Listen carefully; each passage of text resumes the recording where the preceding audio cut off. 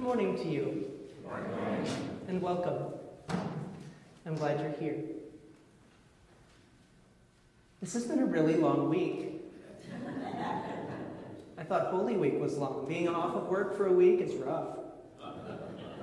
I had a to-do list longer than my arm, I think. And it's not done. You know, in that first week, as the disciples gathered, fearful of the religious authorities, fearful that those who had come for Jesus would come for them too, they struggled. Jesus came and was with them, and they were amazed. They got to see the holes in his hands. They got to see the hole in his side. They came to believe because of his presence among them. It feels a little unfair that when they told Thomas, he was like, well, I didn't get to see it. How do I know that's true? Everyone else was there. It's like the ultimate FOMO, fear of missing out. And then a week later, Jesus comes again and is with them in that upper room. And he echoes back to Thomas the words that Thomas had used. Put your fingers here and see the holes in my hands. Put your hand here in my side. Don't doubt, but believe. It must have felt like a sting in that moment. But looking at it from the other side, it seems what Jesus wants is to give him what he needs in order to have faith. Meeting him where he is. Giving him what he says that he needed. And Thomas doesn't come and put his fingers in his hands or put his hand in his side. He simply declares, my Lord and my God.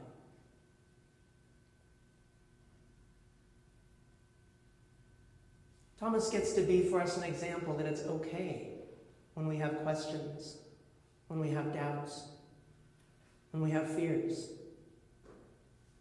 In some ways, I think he is the first Episcopalian. We're in a tradition that encourages us to have those questions. Because whether we admit them or not, we have them. We're encouraged to voice our doubts so that others around us can reassure us and offer us what it is we think we need in order to believe. It gives us the opportunity to have God meet us where we are. It allows us to be vulnerable in that relationship. Vulnerable enough for the risen Christ to stand amongst us and say, put your fingers here and your hand in my side. You don't have to doubt. You can believe. As Christ's disciples continuing to live in this world here and now, in the mess of our everyday chaos, that risen Christ is still amongst us, surprising us, as we look around and find suddenly in our presence that peace, that hope, that love, that invitation to faith and belief that is for us the risen Christ, even now in our midst, offering us the gift of belief, offering us the reassurance of our faith, and offering us the opportunity to be that for one another. We come to this place each week for a chance to replenish ourselves, for nourishment, for fellowship, to take in the bread and the wine of the sacrament and experience God's presence within us. We hope that that's enough to get us through each week as we leave the doors from this place and re-enter the chaos of our world. Sometimes it's not. And so we call each other. Sometimes you call me. Getting to be that community of support for each other is an incredible thing. As the disciples in the first century preached Christ's name after they'd been forbidden to do so, we hear in our reading from Acts their strength as a community as they respond. We've been told by God that we need to do this. We can't be quiet. I can't imagine trying to do that without a community. We still do that in our own world as we lead lives that are different from others who are around us. I remember when I was working at Intel in Santa Clara, I don't know, at least a lifetime ago, one of my coworkers asked me one day, "Why are you different?" Not in a bad way. And she asked if it had anything to do with the cross that I wore.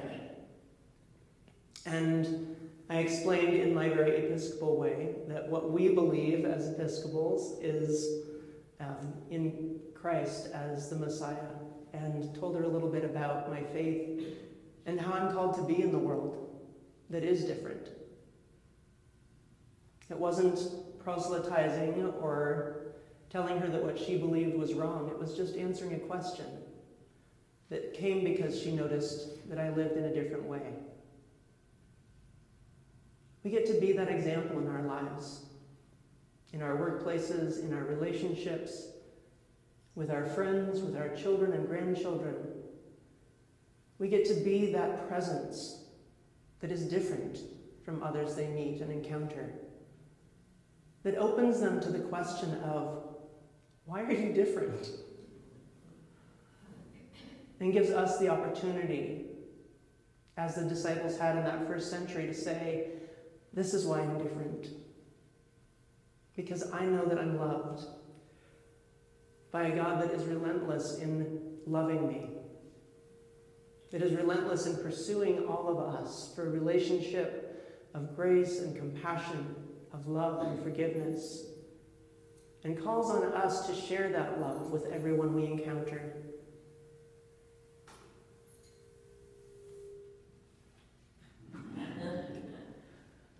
The second Sunday of Easter, as we hear the doubts of Thomas, and as we see the response of a compassionate Christ that says, put your fingers here and your hand here, if you need to. I'm here for you.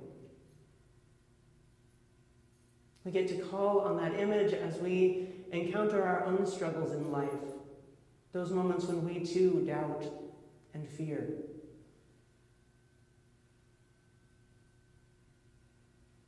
So don't be afraid when those questions pop up. Don't be afraid to voice doubts, fears, questions about faith, because it's what allows us to be strong. It's what allows us to have those questions answered, those doubts reassured, those fears assuaged. We get to be the kind of people that live in this world openly, vulnerably. And in the process, we get to change lives just by living our faith, living that ministry of reconciliation that invites others also to encounter the risen Christ for the first time, for the 50th time, for the 100th time.